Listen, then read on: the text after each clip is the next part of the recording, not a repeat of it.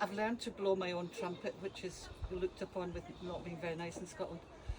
I wrote the definitive book on Jacobite women called Damn Rebel Bitches, the Women of the 45. And it's called Damn Rebel Bitches because they were routinely called rebel bitches and damn bitches. So that seemed, I know it's slightly vulgar, young man. And you're going to love the title of the book I wrote about the men. It's called Bare Arsed Banditti.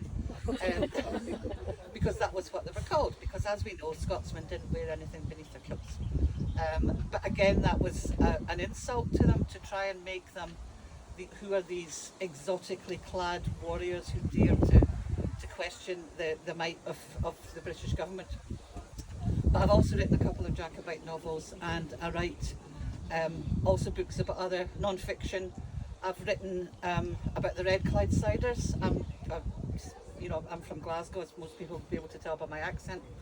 And the Red Clydesiders fought for a better life for everyone, more democracy, for the rich not to get richer and the poor not to get poorer, and the people in authority not to hand out shiny baubles to their pals. History repeats itself. And the radicals of 1820 were just the same. They were Scottish weavers. Mechanisation was coming in, and the weavers had been the aristocrats of labour. But when mechanisation came in, they weren't weaving in their own homes anymore, so they went into factories and they didn't have as many rights. And I am as guilty as anybody as saying that Culloden was the last battle fought on British soil, but it wasn't. It was the last pitched battle. The last military engagement was fought by these weavers in 1820 at the Battle of Bonnymuir near Falkirk, when a group of weavers fought regulars from the British Army. So that's just getting a wee plug in for the weavers there. Because the weavers' revolt was in 1820, the book came out in 2020, about 3 days before lockdown. So because there's this sort of tyranny that apparently you can only talk about history on this day. Sometimes if your book passes on this day, people say, oh well, that's past. And you think, but we can talk about, I don't know, Marie Antoinette or the Tsar of Russia or whoever any other time. The other anniversary I'll just name check is the Battle of Glen Shiel, which was the end to the 19, which was the forgotten Jacobite rising, which happened in 1719 with Spanish help near Elandonnan Castle. And now we shall get on to the subject of today.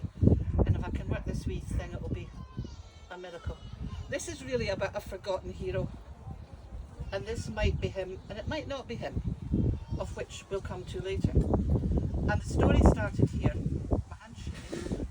in this house in Savannah, in Georgia. We were in America in April, and you can come and have a look at these later, and we can talk about it if anybody wants to.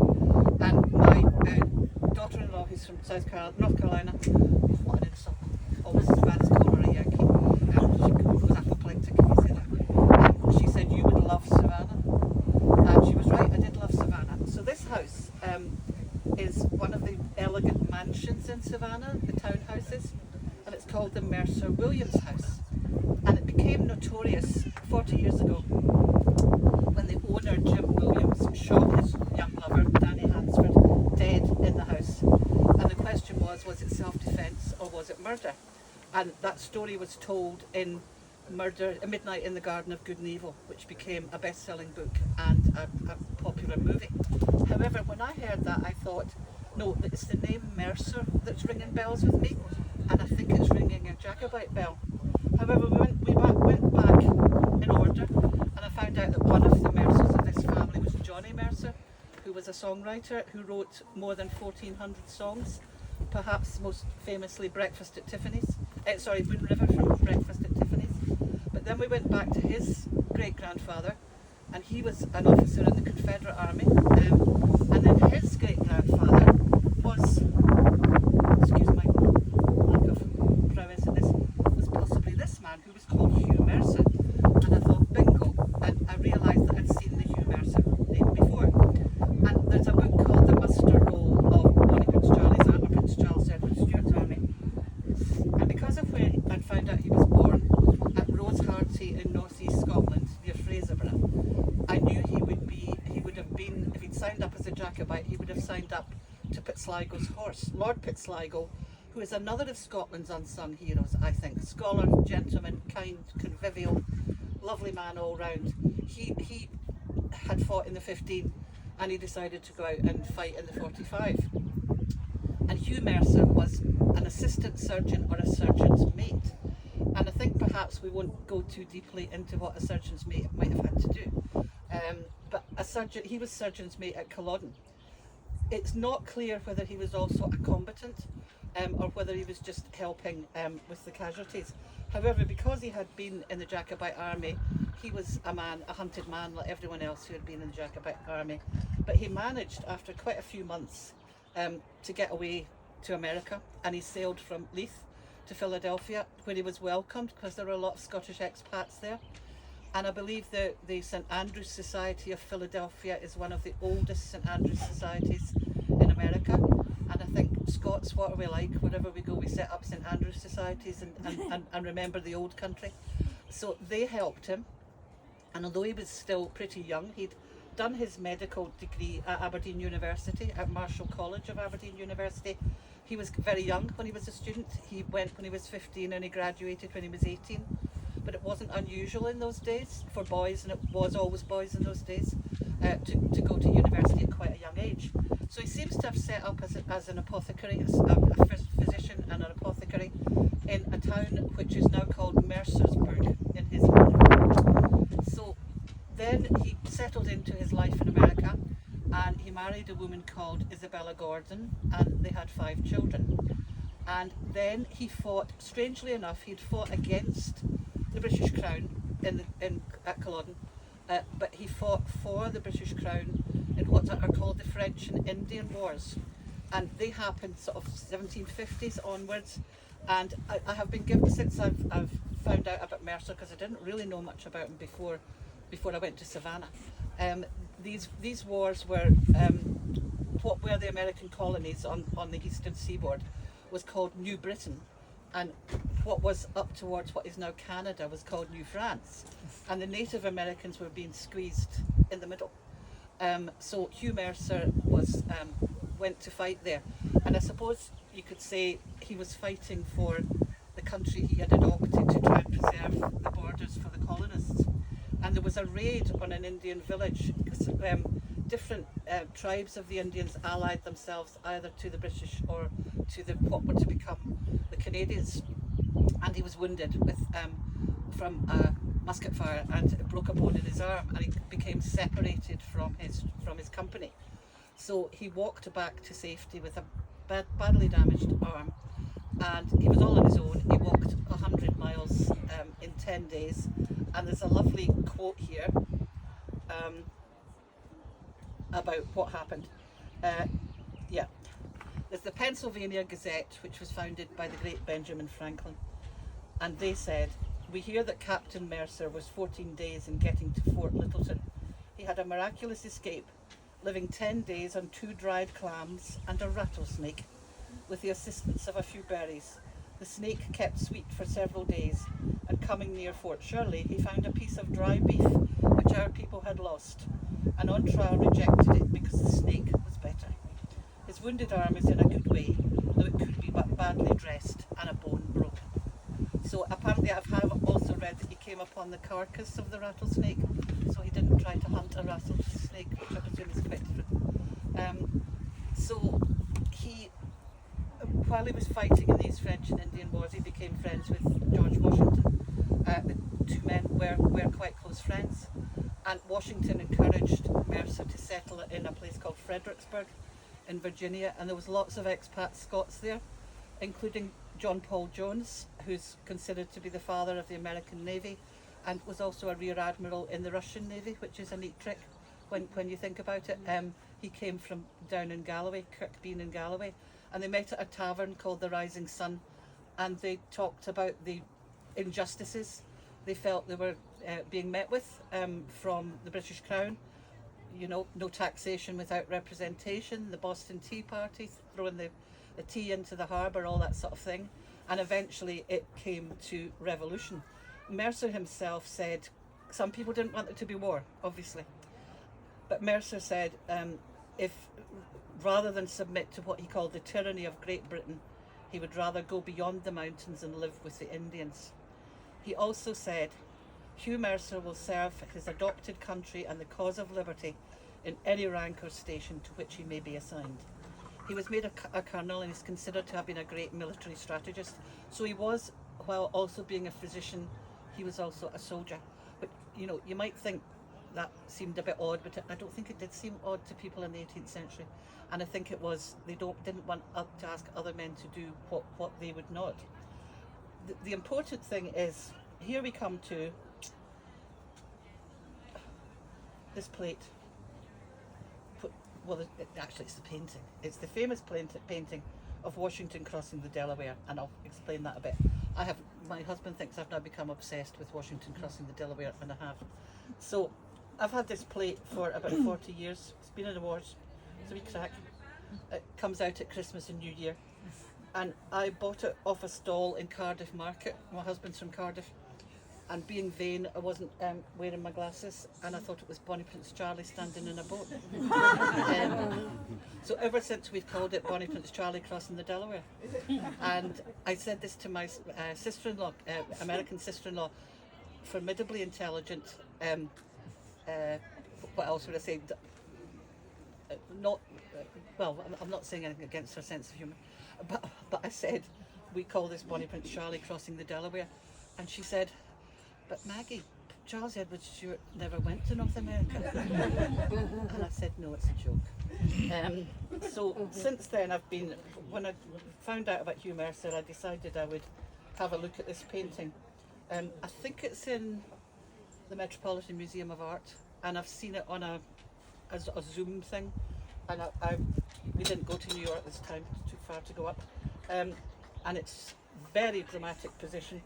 And I would, next time we go back to America, I would like to go and see it. And the point was that the American army, it was called the Continental Army, it was an army made out of amateurs, of farmers and farm boys and shopkeepers, and they were really dispirited. They had lost New York and Rhode Island to the British forces, and really dispirited, and it was Christmas and it was cold, and they didn't have many supplies, and their clothes weren't very good, and their shoes were falling off their feet. And Washington decided, and Hugh Mercer, I think, decided we can surprise the enemy on the other side of the Delaware River. And people said, this is mad. It's winter. How are we going to get across? And this picture shows the Delaware was beginning to freeze, but it still had ice floes, so it was crossable. There is a TV movie called The Crossing, which depicts this event, in which Mercer's shown. I'm afraid he was outraged to find out that they'd given him an English accent, and he was. Well, I didn't object to him being played by a Welsh actor, but I wish they had given him a Scottish accent to say that this was a Scotsman who was doing this. So Washington had commandeered a lot of boats, and they got across. 2 men died of, I suppose we call it hypothermia. It was awful. It was a terrible thing, but they got across. And they won through. They defeated the Hessians. I don't know if you know the legend of Sleepy Hollow and the Headless Horseman. He was a Hessian, and the Hessians were crack troops. There were also mercenaries, although I'm not sure how much choice the individual men had, because it was their leader in the state of Hesse who sort of hired them out. So the American army, the Continental Army, managed to defeat the Hessians, and then there was a further skirmish. And then they came to Princeton, New Jersey, and they attacked there. And what happened there was that Mercer, here's Mercer there, the man on the ground, and that's a close-up of him. The Americans, the British army charged, and they broke the line of Mercer's army, and his horse was shot out from under him, and he went forward to rally the troops, and he unfortunately found himself surrounded by redcoats who thought they had caught George Washington himself, and George Washington would have been a real prize, and the British called him Washington the Old Fox, which has similarities to Lord Lovat in Scotland, who was called the Old Fox. So they thought it was Washington, as I said, and this man whose brutality has been caught for centuries said, "Surrender, you damn rebel." And Mercer said, "I am no rebel." And they bayoneted him, several of them, bayoneted him 7 times and hit him on the head with the barrels of their rifles. I think this was just when muskets were changing over to rifles, but still pretty heavy thing to be bashed on the head, and left him for dead. They thought he was dead, but he wasn't dead, and his men later found him and they carried him to a farmhouse near the battlefield, and he was nursed there. Also in this painting you'll see Washington coming in to save the day, and Dr. Benjamin Rush, who was one of the signatories of the Declaration of Independence. And Dr. Benjamin Rush stayed with Mercer and tried to help him, but it was 9 days, and Mercer himself, he was still compos mentis, because he said the bayonet wounds were terrible, but it was the bashing on the head. He said, there is the problem. So he knew there was the problem, and he died 9 days later in agony, in absolute agony. He became a hero. He was the fallen warrior. He was the person who had refused to give up when it seemed like the fledgling United States of America was not going to win through. And he did inspire people to fight on. And it's thought that he died just a few days before his 51st birthday. It's thought that if he had lived, he would have been a really important person in history. Now, the thing is, I was talking about him being a forgotten hero. At the time, he was given a hero's funeral, and a figure of 30,000 is quoted as having attended the funeral. What he had been involved in is known as the 10 crucial days. The 10 crucial days when the Americans turned the tide and managed to win through to eventually form, not eventually, they had declared independence, but it was still very far from being a done deal. So he was a powerful inspiration, as I said, to other people to fight on. He's buried in Laurel Hill Cemetery in Philadelphia. Here, just to go to some of the pictures that I haven't mentioned yet. This is, I don't think I mentioned, well, I did mention that he was born in Rosehearty in northeast Scotland, and his father was a minister. And this is a record of his birth. This is one of the pleasures of doing research. You've got Scotland's People, which gives you all sorts of information, but you get on there and you think, oh, that writing, oh, that handwriting, but somehow he's down there. Somehow I managed to decipher that he was there. There's a lovely old kirk where his father was minister, which is now a ruin, but recently somebody put up a plaque in memory of him. This is his statue in Mercersburg. I say that in a German way because I speak German. I don't know how you say it in American. And you'll notice he's got a sword in his hand. So he's not got a scalpel in his hand, he's got a sword in his hand. And I think he's still remembered in Fredericksburg. And I found out, the internet being a wonderful thing, that his sword still survives, and I think it's the St. Andrew's Society of Philadelphia who have it, but their contact sheet isn't working, because that contact mechanism isn't working, because I wanted to try and get a photograph of the sword. So this is a more recent one. I'll get this right in a minute. This is a plaque which is in the quadrangle of Marshall College in Aberdeen, which was put up comparatively recently, maybe about 20 years ago, because Mercer, it seems to me, keeps getting forgotten about and keeps getting remembered when somebody like me finds him and thinks, oh, that's interesting, isn't it? One of the books which was written about him was General Hugh Mercer, Forgotten Hero of the American Revolution. And another one is Second to No Man but the Commander-in-Chief. So I think it's this thing that because he died younger, his memory hasn't lived on.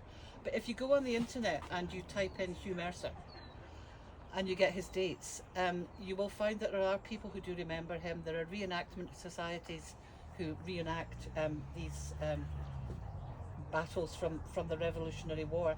But he seems to have been forgotten about in Scotland. He certainly seems to have been forgotten about in Scotland. This plaque at Aberdeen University they asked for ideas of famous people who had studied at Aberdeen University, and a member of the public suggested Hugh Mercer. So some people remember him, but others don't. I found something today that when he was in charge of a fort, when he was being a military commander, someone had said to him that they thought the soldiers should be allowed out of barracks, as it were, you know, for some R&R. And there's a letter, there's still an existing letter, in which very much with his tongue in his cheek he's saying he's not sure it's a good idea to let soldiers out because they might just come back with an unpleasant ailment, or they might come back with having their pockets picked by tavern keepers. And I had been doing all this research about him and about the fallen hero, and it's when you get to a statement like that, you think, well, there's a real man there, the real man who had a good sense of humour. He was considered to be, people have said he was a nice man, he was intelligent, he was well read, he was a good doctor. His apothecary shop in Fredericksburg, Virginia, I'm going there next time as well, still keeps his ledger of the physic, as they called medicine in those days, which I would absolutely love to have a look about. Now, I would, because we've come in here slightly disorganised, I'm looking for my copy of Beras Banditi and my watch. Oh, it's behind me, I think. We don't really have many details of what Mercer was doing in his. It's all right. He's gone the wrong way. Never mind. Could somebody give me a hand here? I think I've got a bag there, a laptop bag. That's where your books are. I've got a laptop bag there. There's a laptop bag at the front. All right. Oh, there you are. Yeah. I thought what I would do is, what time is it, by the way? I thought I'd do a very short reading. This is my Beras Banditi book. I had included a chapter about the doctors, but I didn't know about Hugh Mercer. And I'm so annoyed that I didn't know about him, because these books have just been reprinted and I would have been able to get him back in there. But I will, I'm thinking of dipping a toe into YouTube videos if I'm not too old to understand the technology. So my son was trying to help me do this, so I'm going to do something about Hugh Mercer, because I'm now a woman on a mission, because I think, you know, heroes should be remembered, and he was one of the best, I think. But this is about someone on the other side. Just a couple of pages about medicine on the other side. And I've done a bit about how we could grimace, obviously Outlander appropriate, we could grimace at the thought of some of the remedies that there were in old days. A child with a cold, you were advised to find a dead dormouse and put it on their chest. And there was other sort of strange ways of dealing with things. But the doctors and the physicians and the surgeons, they're not as primitive as we might think. Some operations were routinely performed. Trepanning was a procedure in which a hole was drilled into the skull to relieve pressure on the brain. Arms and legs too badly injured in accidents to be saved, and which were threatening to turn gangrenous, were amputated. Kidney and gallstones were excised. Mastectomies because of breast cancer were performed later in the 18th century. The novelist Fanny Burney was one of those who endured such a procedure. All of these operations were carried out while the patient was fully conscious. She recorded that she screamed the whole way through, which wasn't good for the surgeon either. So it became, I don't mean that flippantly at all, so it became a surgeon's skill to be able to do things really quickly. And also, I think they might have given them laudanum, or maybe just some whiskey, but they had leather mouthpieces that the patient could bite down when you were really in pain. Two doctors on the government side at Preston Pans took one of those quick decisions, surrendering themselves so as to be able to help their injured comrades. Too late for the battle, but finding 23 wounded government officers in a house near his own. These were the men. Sandy Carlisle volunteered to help in whatever way he could. He was Alexander Carlisle. He was a son of the manse near Preston Pans. He was very much anti-Jacobite. He knew one of them, Alexander Cunningham, afterwards the most eminent surgeon in Dublin, and surgeon to Ligonier's dragoons during the 45. Unfortunately, neither Cunningham nor his colleague William Trotter, surgeon to Hamilton's dragoons, had their medicine, chests or their instruments. Those had been in the baggage train, which was now either somewhere on the battlefield or in the hands of the Jacobite army. Cunningham indicated one young redcoat officer called Captain Blake, slumped unconscious in an armchair, to Sandy Carlyle, who looked to be on the point of death. On the chest of drawers next to him lay part of Blake's skull, 2 fingers' breadth and 1.5 inches long. Horrified, Sandy cried out that there was surely no hope for the man. Cunningham contradicted him, saying, "The brain is not affected, nor any vital part. He has youth and a fine constitution on his side, and could I but get my instruments, there would be no fear of him." Volunteering to go and look for the missing medicine chests and instruments, Sandy was given a guard by the Jacobite Captain Stewart, a man who was good-looking, grave, and of polished manners. They really prized politeness on the part of their enemies when they were actually on the battlefield. The guard took him to Cameron of Lochiel. He too was courteous, ordering a soldier to help the student in his search. Although it was fruitless, by the time Sandy Carlyle returned, Cunningham and Trotter had been supplied with instruments by a local surgeon. All the casualties had their wounds dressed, and Captain Blake's head was trepanned, and he was laid in bed. Amazingly, Blake was up and dressed a few days later, well enough to invite Sandy to have a glass of wine with him. After expressing his surprise, "Captain Blake, are you allowed to drink wine?" The 2 young men drank out the bottle of claret. More than 50 years later, seeing Blake's name and address in a letter in a newspaper, Carlyle wrote to him. Blake wrote back, extending an invitation to his home in George Street, Westminster, where he hoped we would uncork a bottle with more pleasure than we had done in 1745, but to come soon, for he was verging on 81. So he had a sense of humour too. There is a second and wonderfully gruesome postscript to the story. When the Gentleman's Magazine subsequently noted the death of Captain Blake's daughter, it recorded that she had always worn a distinctive necklace. Set all round with diamonds, what hung from its chain was the piece of her father's skull hacked away from the rest of it at Preston Pans, souvenir de la guerre. There's a much less pleasant story. I think a lot of people will know that when the Jacobites were in prison after Culloden in Inverness, the surgeons who were with them actually had their instruments taken away from them so that they couldn't help their wounded comrades. Every time I say that, my blood runs cold, because it was such a terrible thing to do. And when I was researching for that, I found the evidence of it. Someone said they even took away the instruments so that they couldn't help them. Now, I think not an awful lot more for me to say. The reason I said that this might or might not be him is that it's actually his son, one of his sons, because the artist who painted this, a Trumbo, this hangs in the art gallery of Yale University. Because Mercer by this time was dead and in his grave, he did a sketch of his son to try and get the look of what his father had been like. So presumably the 2 of them had looked very much alike in life. But this gets shown all the time as Hugh Mercer. It's not, it's his son. So that's, in research things people repeat other people's mistakes, which is why you have to try and get back to as early as you can get and find yourself reading, something like this, which is very difficult to read, but is worthwhile.